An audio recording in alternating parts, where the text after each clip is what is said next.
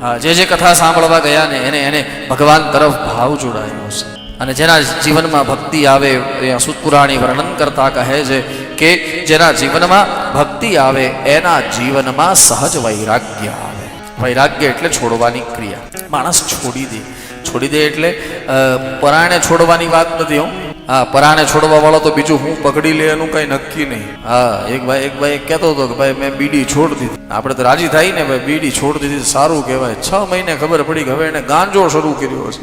લ્યો તે પરાણે છોડવા વાળો બીજું શું પકડી લે એનું કાંઈ નક્કી નહીં. એના કરતા ભાગવત કહે છે છોડવાની જરૂર નથી, ભક્તિ કરતા રહ્યો બસ. માણસ ભક્તિ કરતો રહીને ધીરે ધીરે એનું જીવન પરિપક્વ બને, પાકે.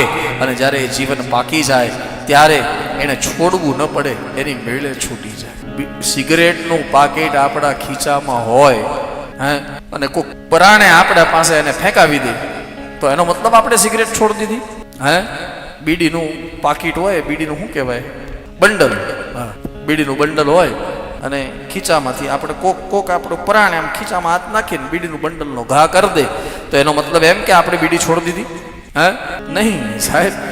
કોક આપણે આ ખીચામાંથી બીડીનું બંડલનો ઘા કરી દે એની કરતા આ બીડી આપણો ઘા કરી દે ને ત્યારે છૂટી કહેવાય. જો સમજાયું તો ત્યારે બીડીનું બંડલ આપણને ઉપાડીને ઘા કરી દે ને કે તારી પાસે નથી રહેવું, જા, તારા ખીચામાં રહેવાય જ નહીં, કારણ કે તું તો ભગત થઈ ગયો છે, ભગવાનનું નામ લે છો.